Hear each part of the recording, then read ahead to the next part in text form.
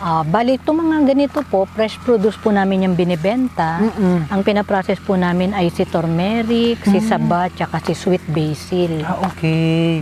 Ay maging katulad din namin na hindi na lang simpleng umaasa dun sa lupa, kundi nagpo-process na rin po.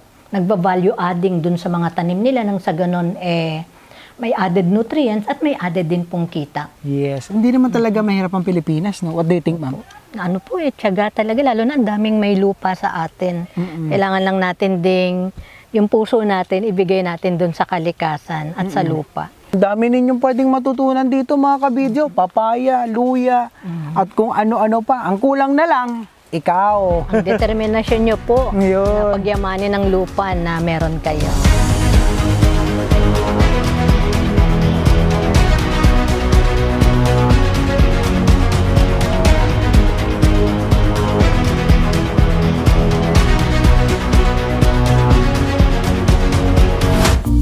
Ma'am, ano-ano po yung mga gulay na mayroon po kayo dito?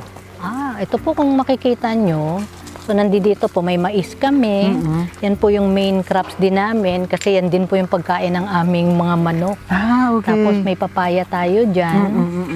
Sa banda roon, nandiyan dyan si sitaw, okra, Yes. ampalaya. Ito po, May mga dadaanan halo-halo na natin. no? So ito yung po yung ina-harvest po ninyo, then pinaprocess po ninyo. Bali, itong mga ganito po, fresh produce po namin yung binibenta. Ang pinaprocess po namin ay si turmeric, si saba, tsaka si sweet basil. Okay.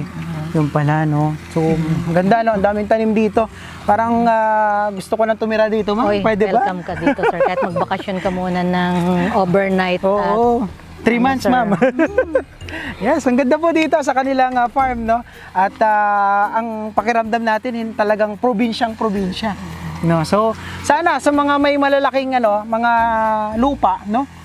Siguro ito talagang kailangan ng required talaga yung malaking lupain na pwede sila mag-establish ng ganito. Siguro pwede nyo silang tulungan, no? Para at least maging partner po ninyo. May tinatawag na farm partner, ma'am. Baka pwede kayong mag-set up ng program na gano'n. Ayun, napakaganda po nung suggestion yun na yun, So, dito po sa, sa channel ni Sir, nananawagan po kami, yung mga interesado po na mag-set up nung kanilang mga farm, o ongoing na din po yung kanilang pagtatanim at gusto po nilang mag-organic farming, gumawa ng malinis na pagkain. Punta po kayo dito sa amin. Nasa loob po kami ng Gawad Kalinga Enchanted Farm. Hanapin nyo lang po yung Life Bank. CBE po, para short na lang. CBE, no? Para nang sa ganun po, makausap namin kayo at mag-set up tayo paano po yung tulungan. Yung sinasabi ni Sir na Farm partner. farm partner. May mga passion fruit din sila dito Hindi nyo natatanong mga kabidyo, one of my favorites na prutas po yan dahil minsan maasim, minsan matamis. Nung bata ko nilalagyan ko na suka, asin na may sili, tapos hihigupin mo. Pero alam mo ba, Sir, isang sangkap siya dun sa aming turmeric power drink. Wow! Kung bakit siya, tapos binibili yan ng mga estudyante sa Manila, kung bakit turmeric power drink. Siyempre alam naman natin na si turmeric ay napakalakas nung kanyang antibiotic property. Yes. Tapos pag nilagyan mo pa siya ng passion fruit, ito pa lang si passion fruit, kala mo ganyan lang siya, sir. Hindi lang pala siya vitamin C, may calcium, may vitamin A. Nagulat nga din ako, sir. Tapos ang taas din ng potassium niya. Sabi ko, kala ko simpleng vitamin C lang siya. Yung pala, ang dami niyang... Kaya pala nung bata ako, pag nakakakain ako niyan, hyper ako. Active ako. Tsaka thank God is hindi tayo sakitin ng bata. Dahil we used to eat this kind of fruit kasi available yan doon sa amin sa Pangasinan. Sa school namin may mga nagtitinda. So hindi lilipas ang araw na hindi ako kakain yan. Yun kaya pala, so ganun kayo ka-healthy. Kaya yun, subukan Sige, natin, sir. no? So parang itong nakikita natin napaka integrated itong itong farm nila, no? So aside from training area, learning site, ang dami pa nating makikita. Kanina may basil tayong nakita doon, may papaya, okra, Ito sa mga sitaw, simpleng alugbati lang yan, pero yes. ang dami naghahanap sa amin. Sa luyot, alugbati, talino, ang dami naghahanap po sa amin yan. Kasi alam nilang yung mga spinach na yan, ang yaman sa minerals at Nutrients. vitamins. So, So yun, no, ang dami. Pati saging, nandito na rin. Nalulula ako. Talagang very ano po, yung hangin talagang preskong-presko. Ma'am, papasyal ako ulit dito. So, tsaka yung pangako, compassion. Sige, gusto natin yan. Ayan, so kung may mga lupa po kayo ng mga ka-video, ayan, pwede nyo nang taniman. Sayang lang kaysa nakatiwangwang. Oo. And that's the purpose of our program, ma'am. So we want to inspire, at the same time, give ideas sa ating mga ka-video na if they have idle land, na pwede naman nilang ma-utilize. Pwedeng taniman, but they don't have any idea. Better, you visit their farm, no? Paano yung irrigation nyo po pala dito, ma'am? Kami po, meron kaming deep well, 2 deep well dyan. So yun po yung nagsisilbing irrigation. Naglagay lang kami ng mga pipe, no, PVC pipe, para yan na yung gagana dun sa buong farm. Okay. Pero syempre po, pagka summer, so manual po na watering ng plants talaga. Dinidiligan. Tsaga-tsaga po talaga. Ganun po natin kamahal yung ating mga plants. Yes, may luya pa dito. Luya po. Pakita mo nga, Sir Jo Marie. Ayan din po yung Ayun epekto yung mga ng luya. ulan. No, naka-intercrop din siya sa papaya. Oo. Dito din, may mga ano kami dito, ibang naka-intercrop. Yan din po yung Talong. dyan po ninyo kinukuha yung mga pinoproseso po ninyo. Yan, luya, oo. Ito po, ma'am, good for harvest na ba yan o hindi pa? Hindi pa po. Mga maliliit Siguro pa, no? mga ano lang, 2 weeks pa lang yan eh. Mga matagal pa. Ilang bang months bago mag-harvest sa ganyan?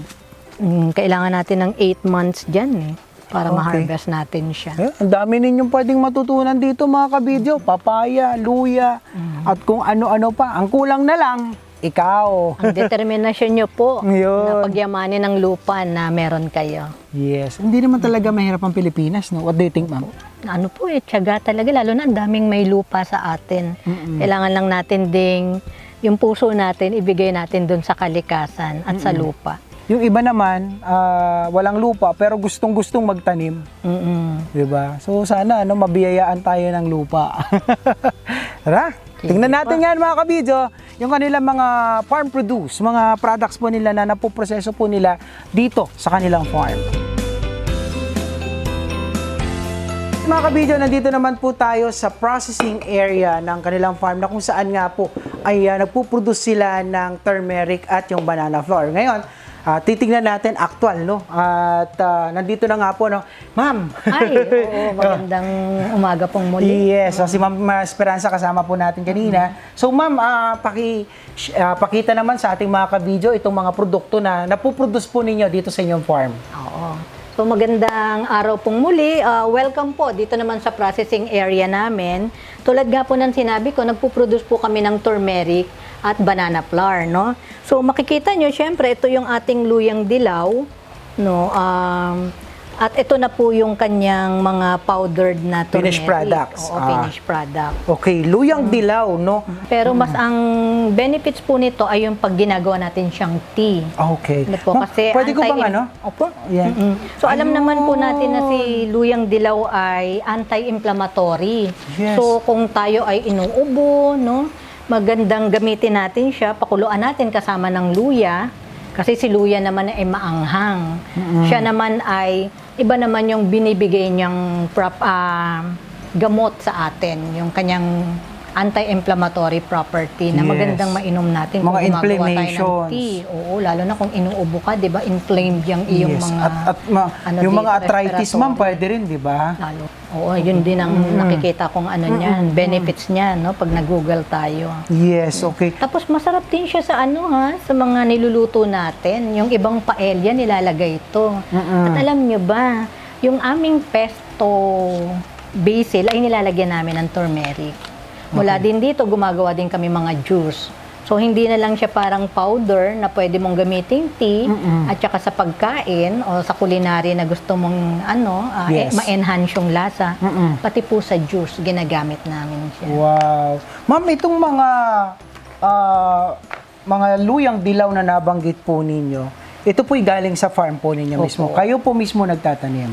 Okay, so pag nagtanim po kayo, how long, ilang months bago po kayo mag-harvest? Yun. Ito pong natin na to, turmeric natin na to, 8 to 12 months po, pwede na natin silang may harvest. So, Yes. kailangan may minimum na 8 months, no?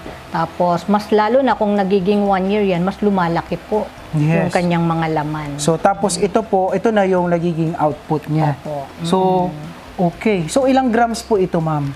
Ayan ay, ito 250 grams to. 150 grams. So, maraming Ito naman. ano na to, ilang bas. Paano po ba yung ideal na paglalagay po? Isang kutsarita, 1 tablespoon o teaspoon sa isang baso? Paano po yung ideal po? So, ito pong ganito, meron po kaming tinatawag na pure powder lang. Tapos, meron din naman pong with coconut sugar. So, kasi po kailangan din, syempre, pati ultimo yung pang sweetener natin, healthy, ano? Yes. Kung may coconut sugar po, ang ina-advise namin, kung meron ng sugar, isang kutsarita po dun sa Isang baso. bagong boiled na tubig. Okay. Mas maganda Yes. po. Ayun, parang napaka-strong po nun. Tapos, advice namin, lagyan nyo ng kalamansi. Wow. Para mas ma-enhance yung lasa.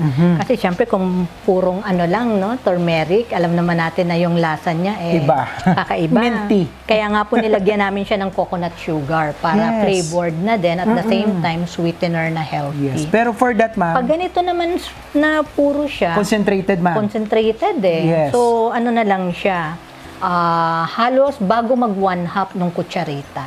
Okay, parang Kasi ang- 1/4 one lang. fourth, oo, 1/4 lang siya. Kasi very concentrated. Tsaka Yes. ka mag-add nung sugar. Okay. With or without sugar, Pwede okay nang lang din naman inumin. nating inumin. Okay. So, ano po yung ideal na pag-inom? Meaning, 3 times a day or parang pag-replace na lang natin sa kape natin or what? So, yung naman pong mga nagtatanong din sa amin, halimbawa severe po yung ubo, yung parang ubo ng ubo. Yes. No, ina-advise nga po namin at least yung parang ginagawa niyan tea 3 times a day. Parang- Lalo tas yung may mga arthritis Yes, dyan, 3 oo. times a day. Kung parang tuloy-tuloy yung nararamdaman yung inflammation o yung Yes. pag-ubo o yung mga rayuma, maganda po 3 times a day. Ayun, nabanggit ni ma'am kanina, inflammation, no? Alam niyo po ba ang inflammation, no? Lahat po, or let's say may mga sakit po kayong nararamdaman, let's say arthritis, yung mga may TIS na mga sakit, cause po yun ng inflammation. Ayun, so arthritis, ano pa? Bronchitis. Bronchitis, mga inflammation po yan sa ating katawan. So, ideal at recommended din po na subukan po natin itong turmeric tea po, powder ng CBE Farm, no? Yes. Actually, marami na po sa market, no, na nagbebenta nito, pero ang kaya po naming i-guarantee, ito ay organic, no, at tinitiyak din namin sa full process nung kaming paggawa nito hanggang maging powder, ay napipreserve natin yung nutrients. Yun. Tamang pagluluto po, yun, para nang sa ganun intact yung nutrients na makukuha Yes. natin at Ma-absorb. ma-absorb. Yes. Parang yun po yung pinaka-advantage nyo, ma'am, kumpara sa ibang mga puproduce din po ng turmeric powder. Okay. So, aside from turmeric powder, they also have banana flour. So, literal, ma'am, galing po sa Saba. saba. Oo, As in, yung yung- saba, ma'am, talaga? Oo, yung hilaw pa na saba. Yung matured enough na siya, pero wala pa siyang sign ng yellowing. Okay. Green pa siya. So, yun yung ginagawa nating banana flour. Okay. Ito, ano to, ma'am? Binibilad or... Oo. So, pagkatapos natin siyang i-slice, may slicer tayo dyan. Yes. May dehydrator po kami. So, Ayun. ilalagay natin siya sa dehydrator. Yun din po, minomonitor natin syempre yung oras. Yes. No, nang sa ganun, pagka mas shorten po kasi yung oras, andiyan yung mga nutrients niyan. Dapat Yes. hindi siya tumagal dun sa Okay. pagluluto. Tapos, ginagrind po natin siya. Ayan, hanggang maging totally powder. na po siya ngayon. Ito po ay ginagamit saan? Yan. Saan pwedeng paggamitan ito? Alam niyo po ba na ito ay pwedeng kapalit ng arena sa atin mismong kusina? Oh. Alam niyo po ba na yung arena na yan, imported, na binibili natin? At Okay. sa ayaw man natin sa gustong malaman, synthetic po ang karamihan dyan. So may halo po yan ng mga chemical, no? Para nang sa ganun, ganun yan kaputi. Samantalang ito ay nasa backyard natin, no? Tapos organic siya. Yes. At alam natin na healthy pa po. Yes. Kasi banana, alam naman natin Yes. na napakayaman sa potassium. Yes, tama. Tsaka ibang nutrients. Tapos, bukod po dun sa, ito na yung ginagawa naming binder dun sa mga niluluto namin sa kusina, hinahalo pa rin po namin siya sa ginagawa naming mga bread. Ooh. May tinatawag po kasi kaming in-house bread, yung Wow. artisan bread. Wow!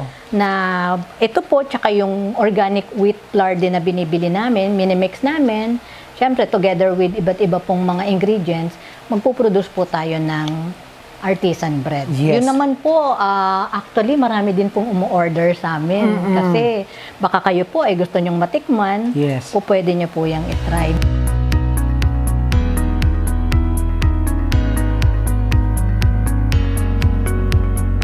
Okay, ma'am, despite all the success that you have dito sa farm po ninyo, sa composting, sa mga pananim po ninyo, at syempre dito sa mga farm produce po ninyo, sa mga products po ninyo, ma'am, ano po yung challenges nyo naman na na-encounter or nai-encounter sa pagmamanage po ng farm, at the same time sa pagtatanim at pagpuproduce po ninyo ng mga products na tulad po nito? Oo, actually, yun hindi mawawala yan eh. Tapos dyan din kasi tayo sumisigla no. So, ang unang-una po yung raw materials. Siyempre po, nandiyan yan sa farm, no? Ina-expect natin na si turmeric, si banana flour, o si banana, at saka tong mga iba pa naming produkto magpuproduce ng marami. Hindi po natin maiiwasan pag bumabagyo, so wipe out po sila. Pag Yun. sobra ding init, yan po. So, konti ang aming raw materials. Okay. Oo. So, pangalawa po na challenge din na in which yun po yung binibuild up namin ngayon, market din po. Yan. So, we're reaching out din sa mga network namin, mga kaibigan, no? At napakaganda nga po yung sinasabi ni Sir ng mga suggestions sa amin to paano po namin kayo marireach, no? Yes. At yun nga po, nananawagan kami na ito pong mga product na to ay mga healthy, sabi nga namin, isang mga malilinis na pagkain mula sa fresh produce hanggang dito po sa mga process na to, Yes. na kailangan po ng katawan natin, lalo na po ngayon na kailangan na natin magpalakas ng immune system. So, wag po kayong, mag-message lang po kayo sa amin para nang sa ganun po ay makater namin kung ano yung need nyo. Welcome din po kayong lahat na pumunta dito. Tama. Mag-experience po ng actual farming. Kahit ito pong processing namin, sinishare po namin din lahat ng mga processes na to. Kasi meron po kami ditong organic farmers group na tinuturuan at gusto po namin, ang iba pa pong farmers ay maging katulad din namin na hindi na lang simpleng umaasa dun sa lupa, kundi nagpo-process na rin po. Nagba-value adding dun sa mga tanim nila nang sa ganon may added nutrients at may added din pong kita. Kaya punta po kayo dito. May mga technical training po, may hands-on training, no po. At meron din pong mga lectures na ibinibigay. Hindi lamang po kami mga staff, kundi pati po yung aming mga mentor din dito sa farm. Aside from turmeric powder at banana flour, may iba pa pong mga ginagawa po o gawa po dito sa kanilang farm. Ma'am, ano po yung mga produkto po ninyo dito?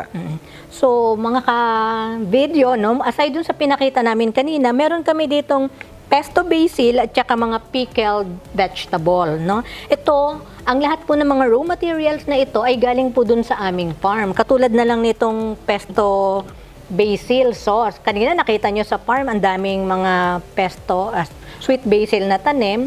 So, ang idea po namin dito ay kahit saan po kayo, anywhere, pwede kayong mag-enjoy ng pesto pasta. So we pack it with fresh and organic ingredients, no, na pesto basil, na sweet basil, tapos cashew nut at saka yung olive oil. At nilalagyan namin to ng turmeric. Wow. Lahat po ng aming mga pinaprocess ay may turmeric para may kakabit na rin po ng mga medicinal component or ingredient. Yes, nababasa Yun natin po. dito, no, ingredients niya, organic sweet basil, turmeric powder, cashew nuts, salt, pepper, and olive oil. So, 100% organic po itong pesto basil po nila. So, aside from this, ma'am, ano pa po?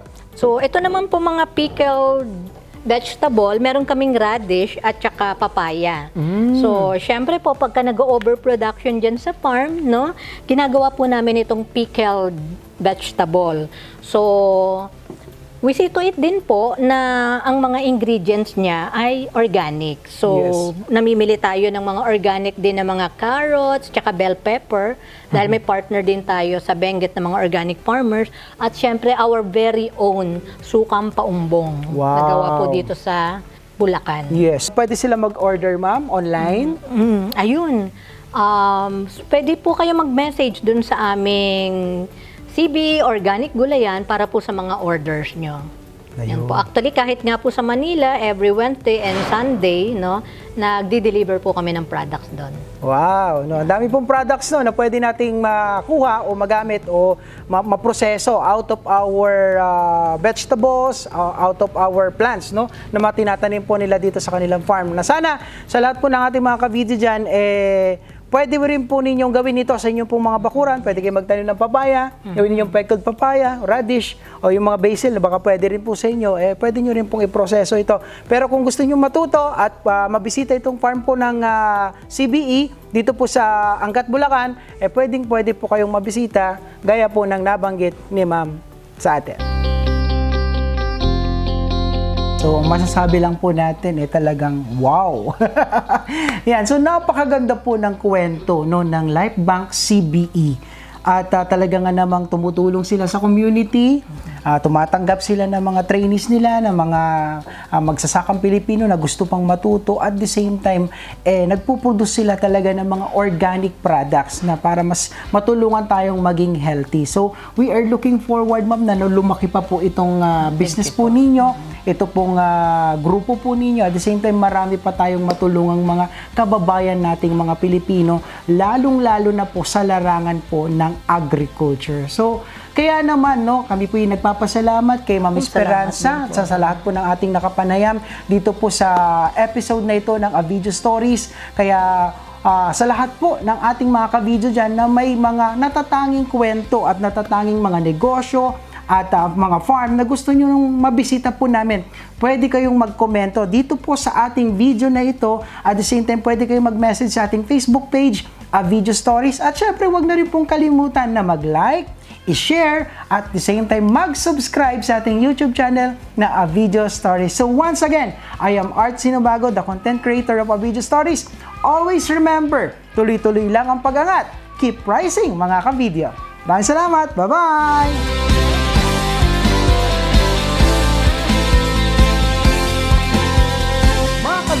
Kung nagustuhan ninyo ang ating tampok na kwento ngayong araw, mag-subscribe sa ating YouTube channel na A Video Stories.